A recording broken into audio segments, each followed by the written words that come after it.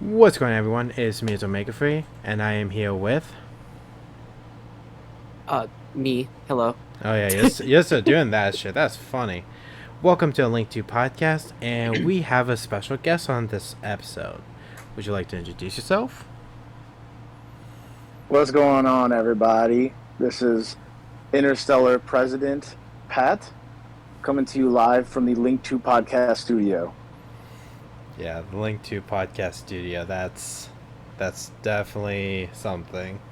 It's definitely where we are right now. Yeah, absolutely. Not in our bedrooms, or I don't even know where you are technically. I'm everywhere and nowhere at the same time. Absolutely. Alright. Well, I guess we should do some quick fire to get to know you. Pat, what's your all-time favorite deck? I would have to go with Tyrion. It was a complex deck that me and a close friend of mine named Sam came up with that revolved around Therion cards with Tearlaments. There was a Ronin Totem in there somewhere. Usually ended on like 4 to 5 negates and full tier board with a plethora of different things. So that was probably my favorite deck. Nice. What's your favorite card? My favorite card is either Mystic Swordsman level 2. I'm a big GOAT fan, so that card always holds near and dear to my heart because of the fact that it's able to blow up face down cards on attack declaration, or Therion King Regulus, because who doesn't love an Omni negate when it just negates the effect? Like, I don't know, branded fusion through branded lost. Yeah, I know you fucking love the Therion cards. Oh yeah, those cards. I just wish that I just wish that they held their value in that, because man, did my starlights go down. Yeah, don't you have a place at Starlights? I do. They're in the vault because that's where they'll be. Hey, we're getting Orchid support in 2024. We'll get Therion support. One day Konami will notice me. Hey, you'll get it. You'll get it before Live Twin support. Ain't that the truth? Shout out to the fact we're getting Punk support. God bless. God I hate bless. it. I hate it here. Cry about it, nerd. And then finally, because of the podcast, what is your favorite Link to? That's a tough one. I really am a fan of obviously SP Little Knight, but I feel like that's what everybody would say. So, um, I'm a larger fan of Azalea, honestly, the Sky Striker, That's a just unique because one. of the versatility that it has and the fact that I don't see a whole lot of people playing it, but the fact that it can pop any card in the field on summon, and then it has the ability to destroy by battle on attack declaration and battle phase by banishing a spell card from your graveyard. That's a very So unique very pick. versatile. Yeah, it comes up sometimes. I play it in voiceless, and people are not usually expecting it, but it can out pretty much anything. Nice. Well, what got you into the game? I think it was a while back when I was a kid. I played for fun a lot. Like, obviously, like all of us have those fond memories of being a kid and just absolutely playing the game incorrectly, more Yep. so than we do now. We still play the On game the all good sidewalk. times. God bless. But we did that, and then growing up, I was really into it, and then I re-fell in love with the game again when I was about 15. Took a break from the game for a while there, and then I jumped back in when I was about 20. So 20, what was that, 2015 ish? I remember playing Yosenju's with Vanity's Emptiness. That was always fun. But then Konami decided to create that the Towers monstrosity that is Cleafort back before the Pendulum Zones were moved. So that drew me away from the game for a bit because that was kind of just impossible for my deck to out. Then I ended up jumping back in again in 2019, and that's when I met you and all the rest of the team. Yeah, I remember we met at Vogueson, right? Yes, yep. Yeah, it was. Oh yeah, our first match we ever had. Our first match kind of sucked. What was it? Yeah. What I decks were you guys playing? I fucked over Pat because he was on flu and I was on branded, and Pat was about to win, and I went, Pat, give me one more turn. I have something really funny I want to do.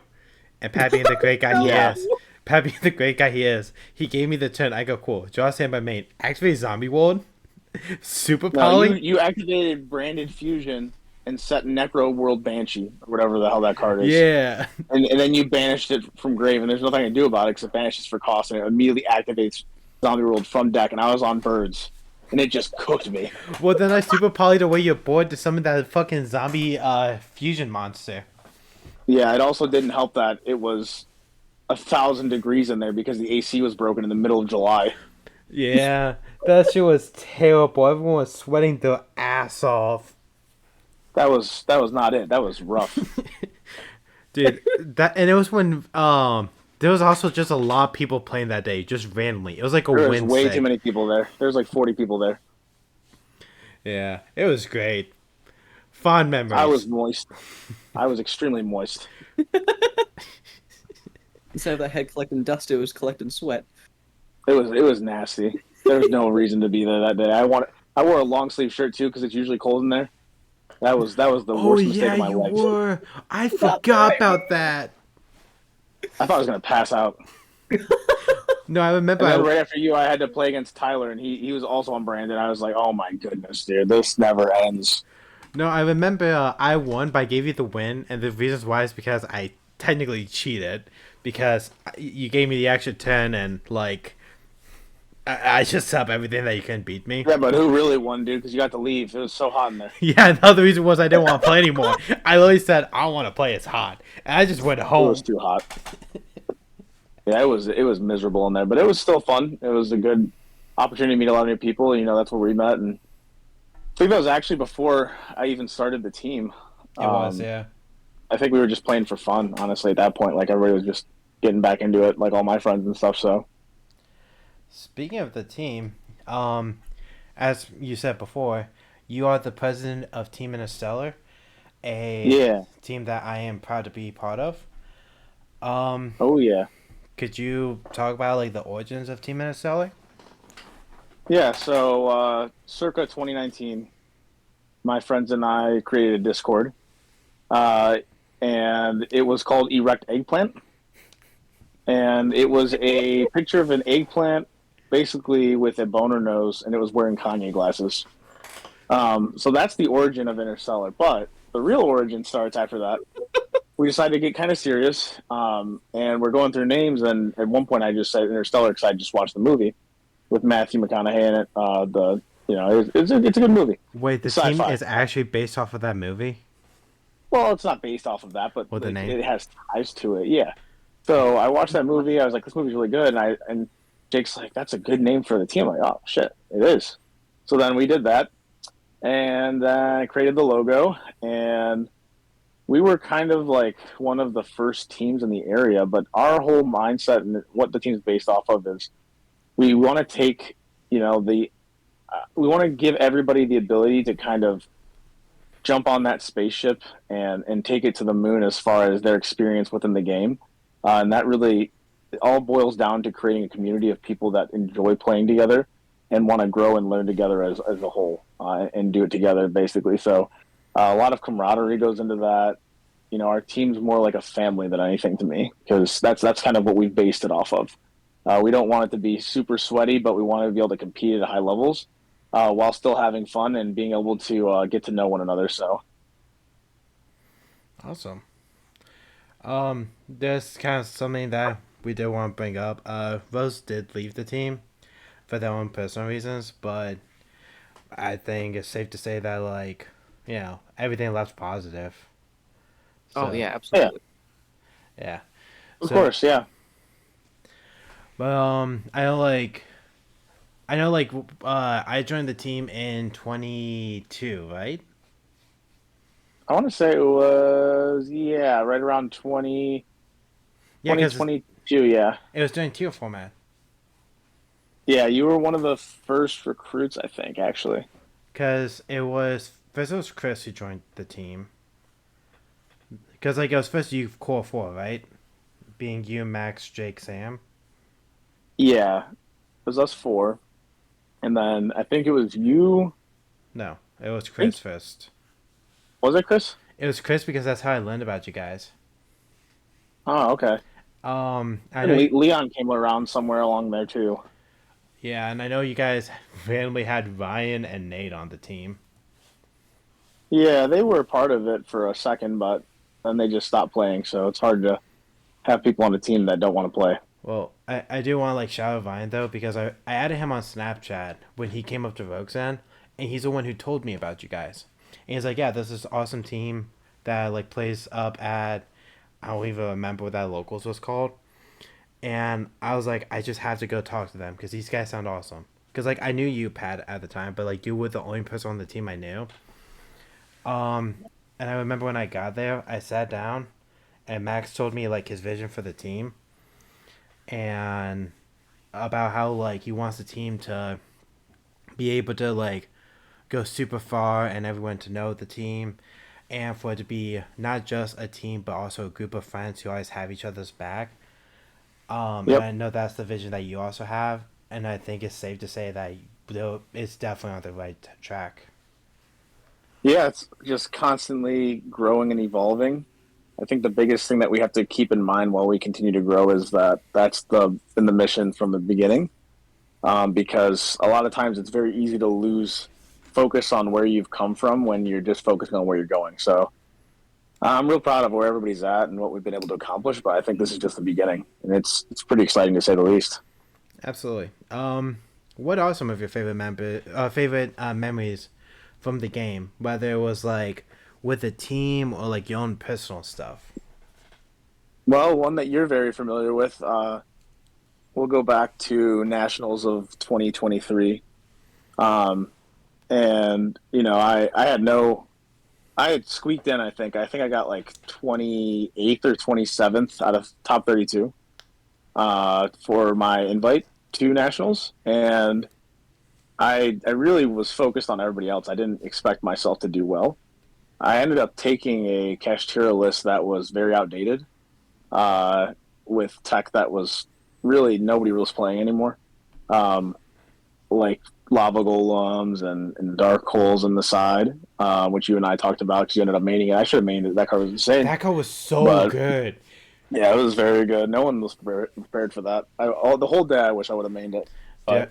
but Um, the end of the day, the biggest thing was we ended up going to day two. You and I were the only two out of the entire team out of like 20 players, and I didn't even expect that to happen in the least. So being able to start off my nationals experience, my first and only Nats I ever played at, like 6 or 7-0. I think it's 6-0 was pretty crazy. That was a pretty insane way to start my Nats experience. So um, that was a blast. That's definitely one of my favorite memories. I think. yeah. That Nationals was so much fun. It was so great to be part of that. I don't know if you saw it for Yeah, the channel picture, but the channel picture is actually the picture that you and I took from that Nationals. that's awesome. The one where we made day two. Yeah, we're holding up the Interstellar mat. Yeah, Yeah. that was a good time. Dude, I remember when you and Bruce were facing each other at that event, and everyone was just watching you guys, and you guys looked like you were just having so much fun. Yeah, so that was a very fun match because whenever I play Yu-Gi-Oh, I like to play mind games. You know that's kind of my MO. So when I go into it, I try to act very like new and fresh, like I don't know anything, even if I do. And against Bruce, I started off very lackluster. Like my hand was bad, so I immediately I went the route of trying to act like I had no idea what I was doing. So game one, he absolutely cooked me because I just wanted to see what he was on. He was playing the Runic for hire sprite deck, which was really explosive. Obviously, you get to draw like 6 cards, and full go plus all the for hire cards are just nuts. So that was a tough matchup for me. But so he blew me out of game one. After I knew he was on game two, I was able to set up a board that he basically couldn't break. So going into game three, I was feeling really confident, and we started to get a little bit more chippy towards game three because he realized that I was just playing, and I actually knew what I was doing. So what ended up happening was, and this is what actually sealed my day two status, because this was in round seven, was the fact that uh, he had less than a minute left when I go to pass to him, and I had handed him a lava golem, which nobody expects because no one's playing lava golem at this point because it's just not good. Assumed it was not good. So I go to pass, and there's less than like 30 seconds on the clock. So I go to extend my hand for a handshake. He had one back row that I didn't understand what it was because it was set there for so long. And he goes, nope. And I go, standby phase. You take 1,000. That's game. And because neither of us had taken damage at this point, and he goes, actually, and he flips over his back card, and it was a Daruma cannon. It was a one of that he played, which he could thrust, but he'd actually drawn it turns ago, and I didn't get rid of it because it was just sitting there. So there's no point of me interacting with it because I thought it was just a dead card. And it ended up flipping the lava golem over in the draw phase, and we ended up drawing for that round to get into day two, which Bruce made it further than what I did. He got the top 64, so congrats to Bruce. But he ended up eventually getting slain by the hero player, which is Xmas, Mr. Christmas himself, who's also in our Discord. He's an awesome guy. So shout out to him too. He's really cool. I like what he's done for the game and how positive he is on all of his videos and stuff. So, but yeah, that was quite a match that we had. Yeah, you mentioned the public Discord. If anyone wants to join that, then check out the Team Interstellar either YouTube, Instagram, or Facebook page. There should be a link to the public Discord there. It's open to. Huh? We could also put the link in ours too in this episode. Yes, but I have to remember, and I suck at remembering. Smile. But yeah, if when you guys find the link to it, there's a bunch of open tables to be able to test whether online or remote. There's channels for like gaming, whether it's like Pokemon or like shooter games or anything like that. So there's always something to find on there, and there's a bunch of people that are always active. Yeah, it's very Yu-Gi-Oh focused. So yes, if you're not a part of it yet, make sure you jump on the wave because we have a lot of high tier players that have a lot of notoriety in the game that are a part of that Discord, and they're always sharing different texts, different ideas, and we always do card reveals. We also run cash prize tournaments similar to the Iron Man that we're running right now. Speaking of the Iron Man, would you like to talk about that a little bit? Yeah, sure. So we were grateful enough to be able to participate in the Goo Gaming Iron Man that was held earlier this year. Basically, what the Iron Man format looks like, it's a three-man team on each side, and basically you have players A, B, and C. Players A will play each other. Whoever wins that match will go on to play the player B on the other side. And this continues until there are no players left on one or the other team, therefore crowning the winner. So it's a very cool format. I really enjoy it. Some people don't, but I really enjoy how like long they can go and how much playability they have because you can literally have somebody that is the third person on the team just come back and sweep the opponent after their two teammates have been defeated. So I think it's a really neat way to look at the game, and also it really helps to break down communication lines between teammates, as well as kind of grow in camaraderie and playability and chemistry with one another. So currently, we're hosting one right now. We unfortunately were just knocked out of it last night. It's a double elimination. We had actually lost to the Vault, which is run by Lundrady, so shout out to him. His team played a really good game, and they actually ended up sweeping us, which was pretty heartbreaking to watch, but they played really well with their Chimera Fiendsmith deck, so that was really sick. I think DB Grinder has that up on his YouTube now. Shout out to him for always backing the team and helping us out. But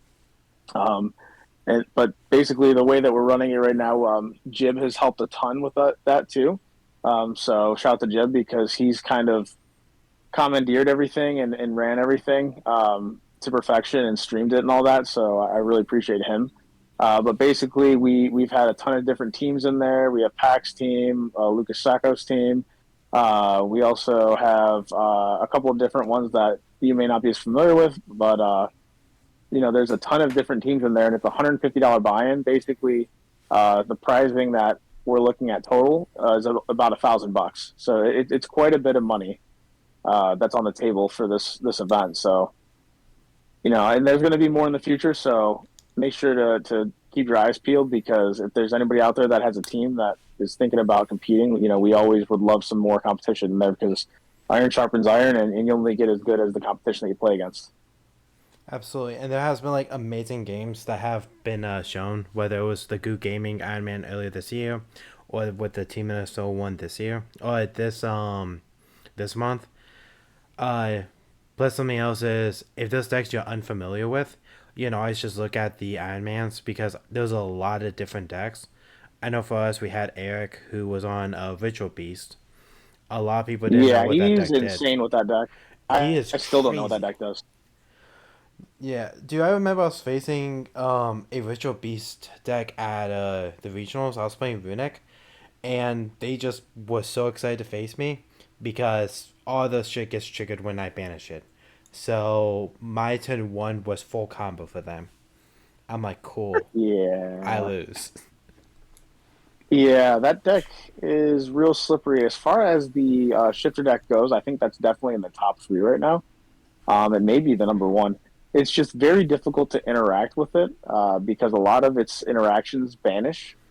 And the fact that Canahawk is a multiple per turn card that they can just contact fuse into and enables them to add and then banish, it's absurd. So the amount of basically the amount of different generative like advantage that they can gain through card knowledge and the ability to just add cards to hand and continue banishing things, and then happen to end on either a Thunder Dragon if they're going in blind, or to go into a Protos, is pretty sick in a format where most things are either dark or light Or fire. or fire.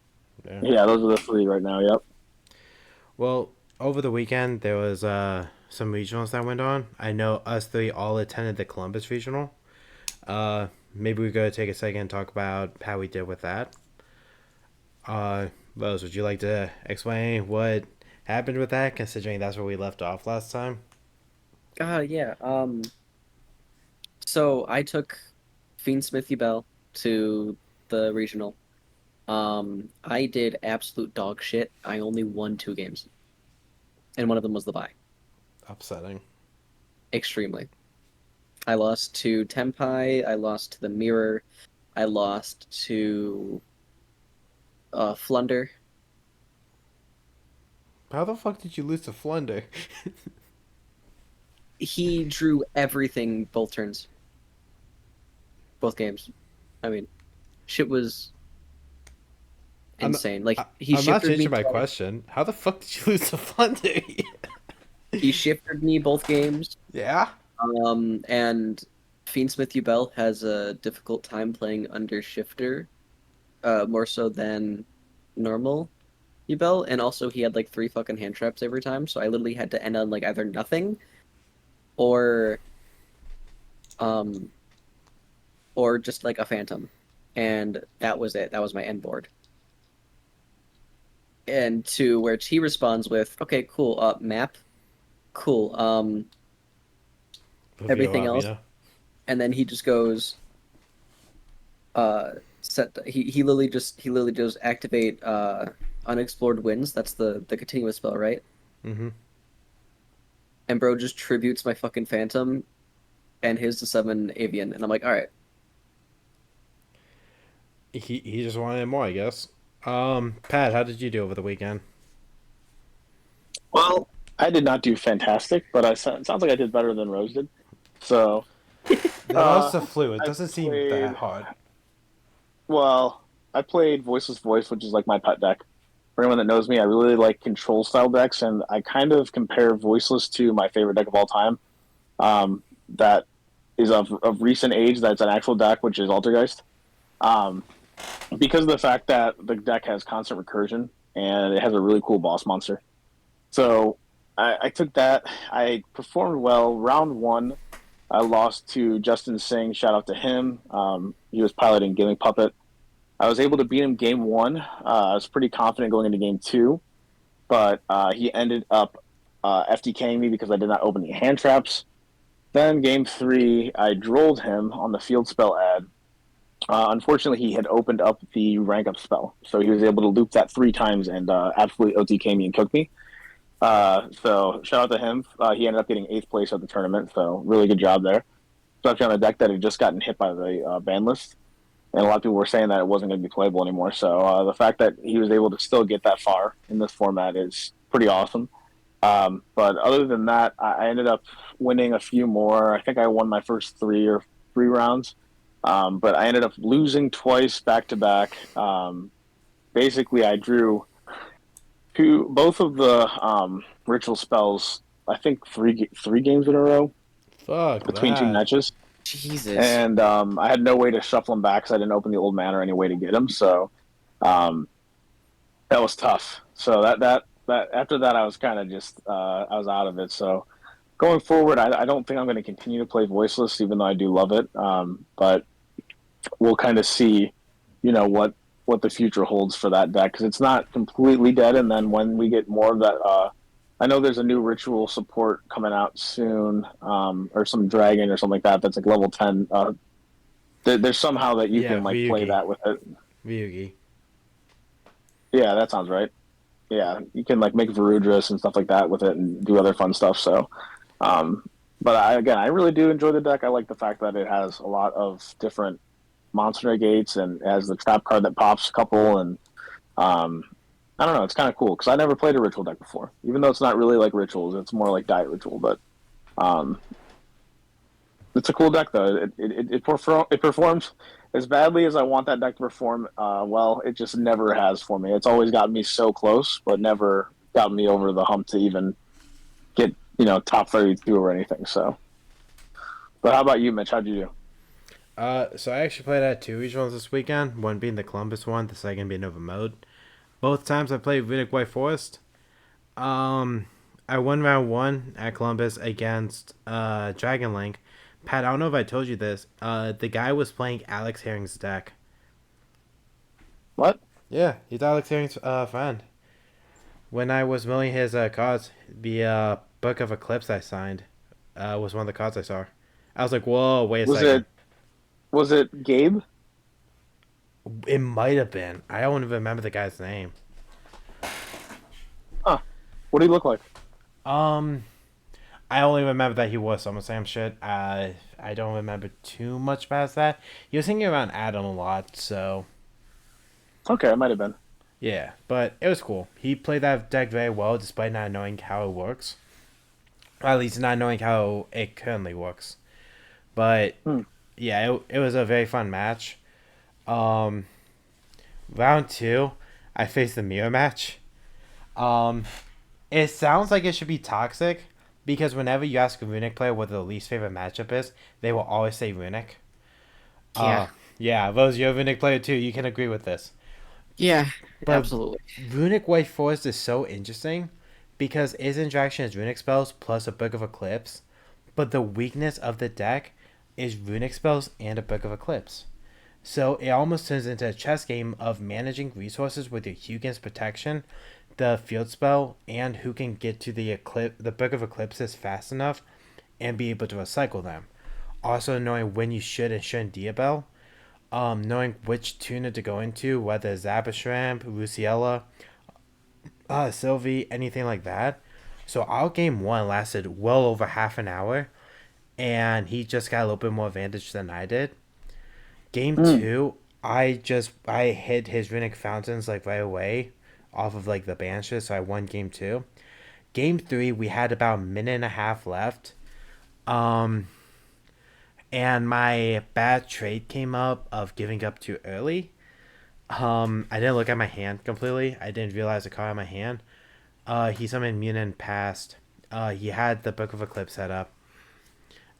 It goes to me. I draw for 10, standby mate, and I saw it playing. It goes, Diabell effect. I'm like, that's fine. He summons Sylvie. Book of Eclipse my board. I pick up my hand looking at a Ghost Sister and Spooky Dogwood. I'm like, what the fuck am I doing? Oh, I'm like, even if he summons Abishrim, that puts us to the same life, which I could just go to end phase, Runic spell, summon my own mutant, gain 1,000, and I'd win in time. But I just wasn't aware enough to look at my hands, so that's something I'm going to keep in mind going forward. And then, so I lost to that. Round 3, I sat next to you. I remember that. Hmm. My opponent was playing Labyrinth, and he was an awesome guy. He kept complimenting the deck and how I played it. Um, Game 1, I out-resourced him. Game 2, he eradicated me. Declared spells really hurts.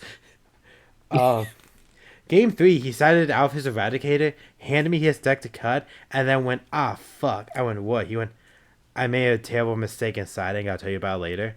So I win Game 3. I'm like, what was the mistake? He went, there's no Eradicators in my deck now. I'm like, oh, no. Why did you do that? He went, I don't know. Yeah, what? It's because the thought process is he's going second, so he doesn't need as many purple cards.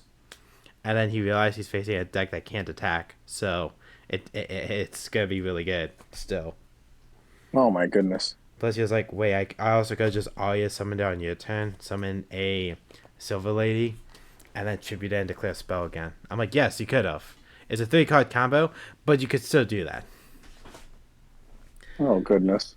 And then round 4, I lost to Cashier. There was a universe because I had to draw 2 when you have 5 cards left in deck. There are 4 cards in the game, or 4 runic spells that the combination actually gets me to deck him out, but I didn't see them. I saw 2 monsters with only 2 monsters left in my deck and 20 cards left in my deck. So God didn't want me to win. Round 5, I faced Sword Soul.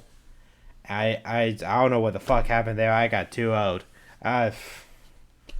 Man showed me the sun. Went look at that shit.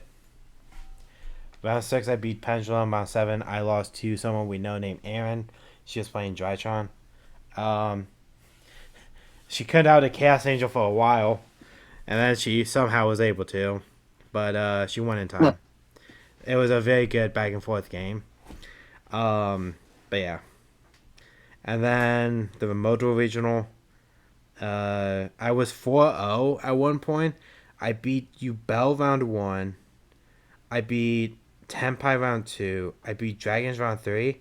I 2-0'd Yubel round 4 because for some reason his thought process was if he doesn't commit a card to the board, then I can't Runic spell him, despite Tip and Slumber existing. So I banished his Cosmic Cyclones and then he scooped. Round 5 I lost to the Mirror. Round 6 we drew. Round 7 I lost to Ritual Beast because fuck. I got 16. I got 19th out of 16th, so I just barely missed my invite. But hey, we live and we learn, and we move forward. How do you like the remote duel setup for the regionals? I'm a fan because everyone knows the the stigma, I guess, of it. We're like, oh, everyone cheats with it. But because of the fact that you're going to be facing people who have that setup, who's been doing that every week, they know the questions to ask to make sure you're not cheating. How many cards in deck? How are you shuffling? I want this many cards cut and put to the bottom of the deck. I want everything visible. Yeah, they get real specific with that too. Yeah, like it's very difficult to try and cheat in that. And those judges are always constantly monitoring, and if they think they see anything, they will say, "Hey, how did this happen?" And when you explain it to them, they either go, we have questions," or they go, "Oh, okay, that makes sense." The weird thing is I got deck checked. I'm like, how the fuck does this work? And it was game 2. They had to drag me to a different table. And then they're like, yeah, you were just basically doing a deck profile. I'm like, okay, I've done some of those. Here we go. And That's so weird. He just tells me he tells me the card, and I have to pretty much just throw it in front of me. And then he has to figure out which ones got sat in and out. And then we got like an extra 6 minutes to shuffle.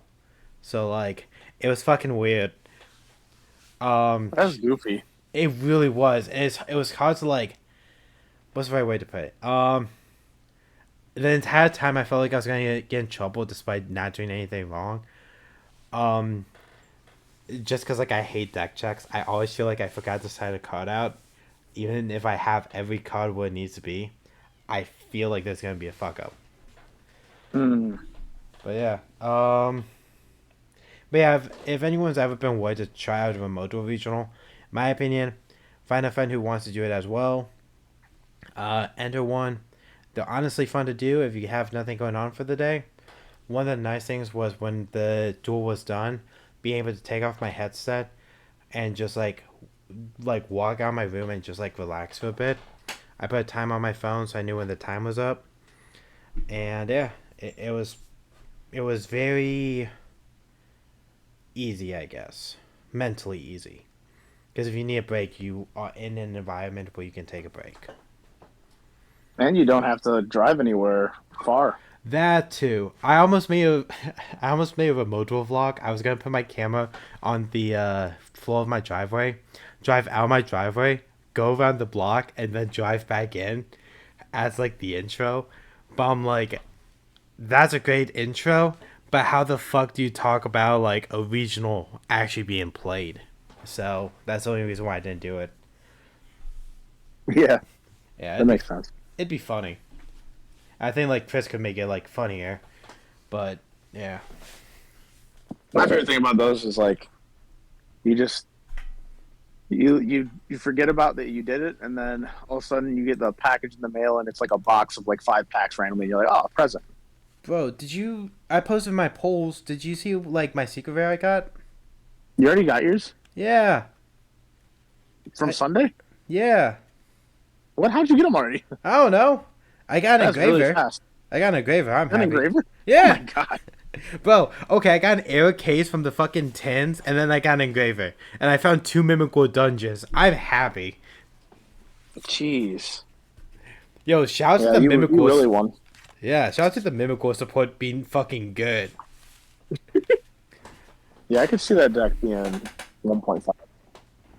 I can see it being what's so the problem is like the Azamina cards are just so fucking good that it's hard to imagine anything not named Azamina Snake Eyes being a like tier 1 deck or tier 0. Yeah. Like even like Bell, I don't know if it'll be able to like keep up with it. Um I know Chris was talking about how like Tenpai gets a lot stronger because they get Dominus Impulse and they get max 3. Um but like that, have you seen the combo for it? I have not. One of the gross things you can do is since you send a Sinful Spoiler spell to fusion summon, since you send for effect, you can go activate the spell to fusion summon.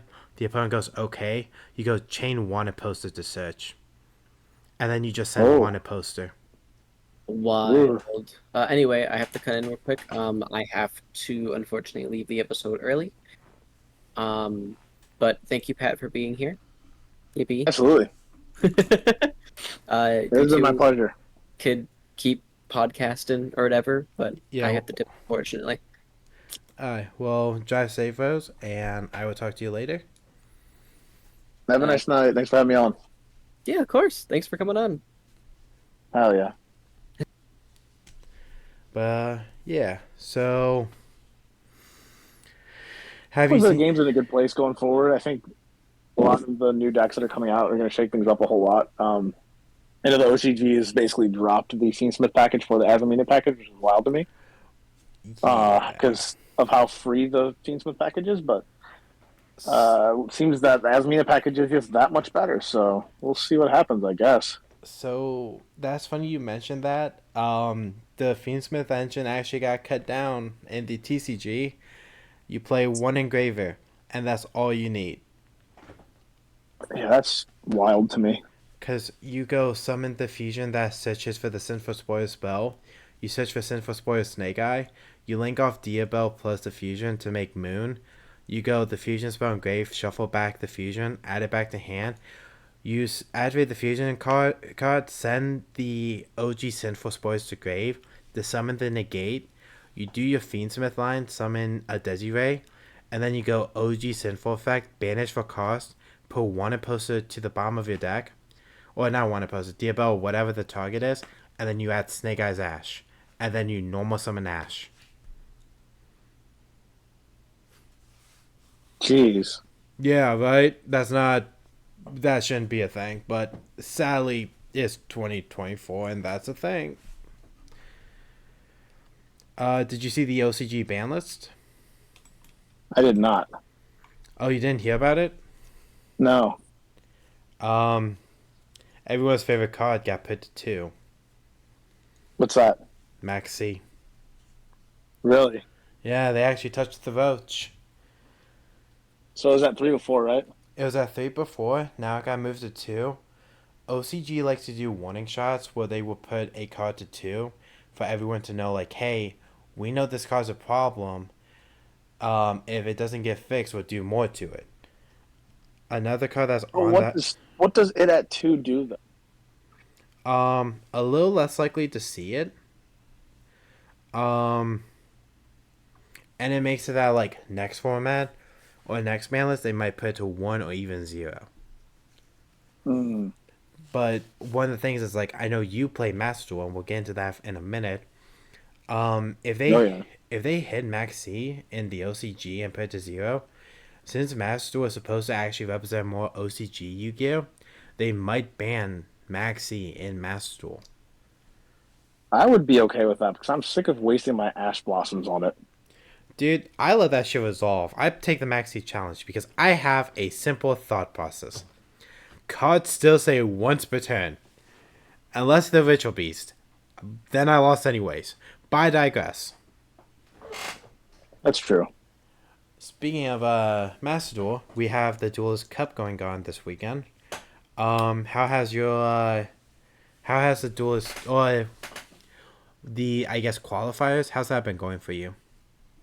It was rough. So I played voiceless because it's a little bit better on Master Duel than it is on in real life. Because Fiendsmith obviously isn't on there, Tenpai's not on there. The main issue is that Ubel is huge on there, and unfortunately, one of my guys that I summoned is 4100 attack, so they just swing and do it twice, and I die. But the good news is that I've already qualified for the round two, so I'll be playing a ton of Master Duel this weekend, trying to get my duelist points up. Basically, what they look at is they just try to see how many wins and losses that you have. Every time you win, you have a chance to pick up duelist points from the player that you play against, but if you lose, the same goes for that. The opponent takes your duelist points, so.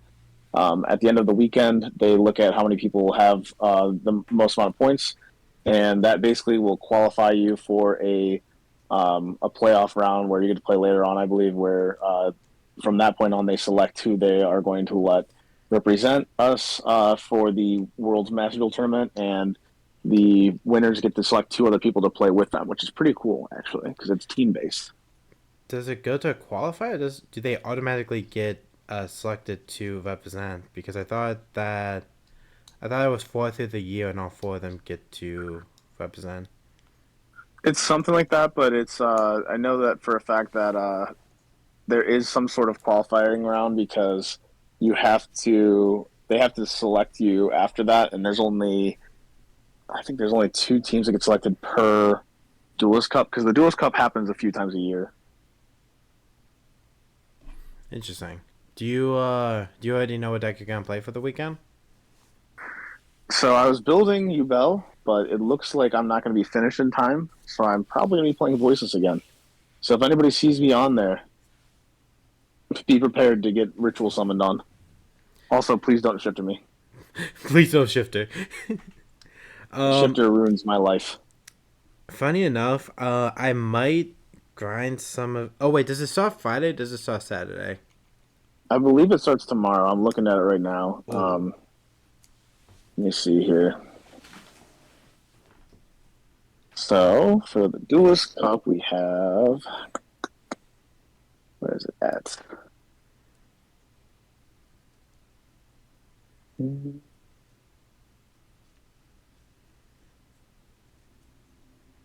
Looks like they have, yeah, September 27th through the 29th is, so it'd be tomorrow. Ah, Yep, and then, so basically they start you off at the first stage. The first stage, depending on which rank that you are in your your actual ranking for the season will determine what rank you start at. So luckily, I was at Master, so I automatically start off at Duelist level 12. There's Wow. 20 levels, so you want to get to level 20. And once you get to level 20, you unlock the Duelist Cup signature title for your, you have to pick like 4 titles for your name, different like subtitles. Um, but then the top ranked players in each area in the World Championship qualifier area ranking for the 2025 season will be awarded World Championships Finals invitations as team leaders. So basically the top ranking player in the second stage of each Duelist Cup will earn finals invitation. So the 2025 season has 3 Duelist Cups, with the first being set in September, which is the one that's going on currently. And it all correlates to your season points, basically. So they're going to tally up your season points, and that's how they're going to decide, I guess. So pretty cool. It's very different than what we're used to here in the TCG because it's very team based on this. Yeah. Have you heard how they actually play out Worlds? I've watched it, but I'm not that familiar about it. So how it works is like kind of with what you said about you picking 2 other teammates. Mm-hmm. Um, but you guys pick 3 cards in the entire card pool that you guys can all have. Basically with the decks is each card is at 3. So let's take SP Low Knight. We both have to pick 2 decks. So let's say it's you, me, and Rose. We all have to pick 2 decks, so there's 6 decks in total. There's only 3 SP Low Knights in a set. So let's say one of my decks I need an SP. One of your decks you need an SP. But Rose needs 2 SPs. We need to find a way to make that work. So maybe instead of an SP, they have to play Unicorn. So for extra deck monsters, yeah, okay, that makes sense. Well, let's talk about Ash Blossom. Playing one Ash Blossom isn't realistic, and if you're playing Ash, you want to play it at 3, and you don't really want to give up on playing Ash because of the cockroach. Well, that's why Konami also said that you get to pick 3 cards in the card pool that disobey that rule. You can have max copies in every deck. The auto go-to for 2 of them are Maxi and Ash Blossom, because Maxi is broken and Ash Blossom can kill Maxi. So Yep. it's an interesting thing to see what a lot of people's third options were. Last year, Snipe Hunters picked Triple Tactical Talent to be their third, and they were the only team to pick it. This year, some Huh. interesting ones was one team picked Sprite Elf to be the card. Hmm. Yeah, one team picked. God, I'm trying to remember. One team actually did pick SP Little Knight, which was unique because like you have Nightmare Unicorn you can always pick, but I guess they just value the banish too much. But yeah, Yeah, that makes sense. it would be kind of like That's cool they interesting. do that. It'd be interesting for like the people on Interstellar who play Master Duel, maybe like as a fun thing one day. There could be like a few teams put together that have to like obey by that card pool for like Master Duel. That could be a little fun. Yeah, that'd be fun. I'd be down for that. Absolutely. Absolutely. You excited for the next format? Yeah, I'm excited, but I'm kind of scared. It's a lot of changes, But um, obviously, I'm a big fan of the White Forest deck as well, and uh, I haven't really clicked with many of the different strategies that have come out recently. Other than that, so we'll see what this Azamina stuff is about and how it kind of gels with the rest of the decks, and hopefully it's not too difficult to beat. But I've heard some crazy things, so. Yeah, it's gonna be tier 0 again. We're gonna have a fucking 5th tier 0 format. Well, Yeah. I think there's one last thing we should talk about before wrapping up the episode. I mentioned it earlier, but there's one deck that you and I both play a lot of that I think is like our main. I don't know how to explain it, but it's a deck that we both fucking love playing, and that being Punk. Oh yeah. Punk is a blast. Yeah, so much fun. With the new support being announced for the end of the year. Some people have asked me like, what do I think that those cards could be? And I don't know about you. I don't know what realistically Punk can like use to make it good.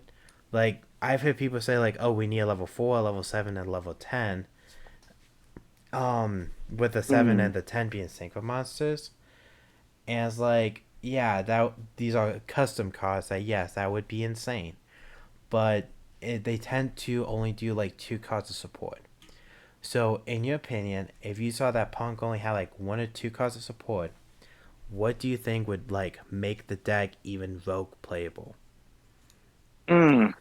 I think what I would really like out of that deck would be a normal spell that actually kind of um, like Rhoda's for one of the punk monsters, separately from obviously E-Tele, which is broken as shit. But just like a lot of times, there's times where I am off by like one punk name, and I think that would really help that, you know, because obviously Viamen's a search, but it'd be really nice to have another way to search out any punk name. So just like something that's kind of like an extra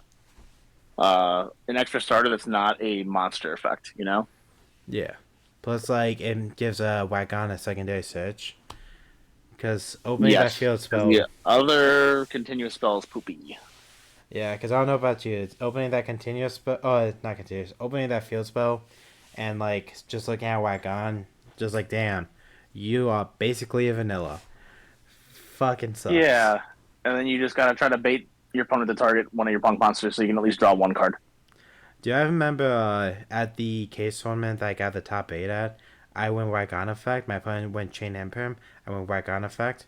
They want to do like to draw a card because you targeted it. They're like, that's fine. Yep. I went draw. I went, oh, cool, resolution. Engraver effect. They drew me into Oh my my feast of goodness. attention. I was so happy. Blessed. Yeah. What do you think the deck needs? So, funny enough, Rose actually pointed out something interesting, which is a counter trap. Because while the imperm is very good and the pop is okay, they're still respondable.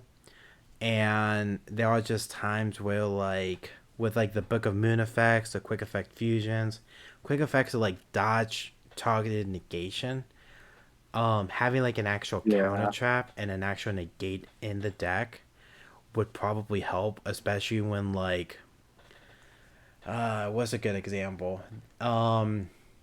When they're trying to break the board and you already went to the Amazing Dragon, like having that extra little bit of protection against like the board breakers would be great because we don't have spell trap negation. That's Uh, true. the other thing is I would love a level 10 punk monster that's a synchro because then you can make Punk Castio actually be a playable deck. Um, That's we'll true, yeah. we'll already get the Fable support because that have you read that Fable single 10? I have not. It is a quick effect tribute to self to take control of your opponent's monster not targeting. Oh, that's disgusting. Does it come Yeah, back? uh, they don't gain control back now, and it is a No, soft once. does the synchro come back? It does not, but like you can make 2 of them since it's a soft once per turn, and you can just take 2 of your opponent's monsters on their turn. Oh, that's disgusting. Yeah, right. So if we got like a level 10 that like, well maybe like, you know how like, Jam Dragon Drive just such as a psychic, it doesn't have to be a punk. Maybe Yeah. have like the level 10 being a monster born for a psychic. That way you could summon back like Castia names or something. I don't know. You know what else would be really nice too? Would be like kind of like the Woes of the White Forest. Get like a trap card that E-Tells one out, and then immediately allows you to synchro summon. That'd be kind of cool. I know there's ways to do it now, kind of, but like it just is too difficult. Yeah. I'm pretty sure like the old Psyframe field spell lets you synchro or something like that Well, with uh, with psychics, right? yes, but also just Shirakusai has a quick effect to do that. That's true, yeah. But The I mean, so I mean, even just like even just another E-Telly or even something that would actually be really nice would be like a um, something like a quick play spell that you could search that banishes like cards from your opponent's graveyard or something, or like a monster reborn from your opponent's graveyard, kind of like a double cross type deal for Sprite. Something like that would be cool because then you could like literally special their monster and then synchro with Shirakuzai or something. Ooh, do you know I just thought that'd be interesting? What's that? Um, Imagine if they got like a few different synchro monsters, and like they have like a quick that like. Yeah, I'm trying to find the right way to put this. You know how those cards are like rage, how you get Unchained Soul of Rage, you can use your opponent's monster to link summon. If Mm-hmm. like there's a card that like you can synchro summon into a punk monster using the tuner you control and one of your opponent's monsters they control. And then like something like it's treated as level 7 or something. It could be treated as level 7 or level 8, so you can make Amazing Dragon. Um, Yeah, yeah, it's extra removal, being able to bounce more cards. It'd be nice. yeah, But yeah, I don't know. I think that the punk support definitely has a chance to be like good and playable, but it probably will just be pack bulk, which sucks to admit, but is realistic. yeah. Well, that's good though, because that means we'll get plenty of it. Yeah, absolutely. I will. Thank you so much, Pat, for being the first guest on the Link-2 podcast, and thank you for your time. Would you like to give any Absolutely, shout man. outs? Shout out Team Interstellar. Shout out to all the other Yu-Gi-Oh teams in the area. Uncrowned Kings, 8-Bit, Pie for Life, Neo. There's tons that go on and on. We got Goo Gaming, Slapface. We have tons of teams. I'm really looking forward to what this season's going to bring, and I really appreciate the ability to be able to and the opportunity to come onto this podcast and chat with you guys for a little bit. So thank you for that. Absolutely. And again, thank you for joining us on this. And thank you guys so much for watching. This will make Free Sign Gal. Make sure to have a nice day, and we'll see you guys later.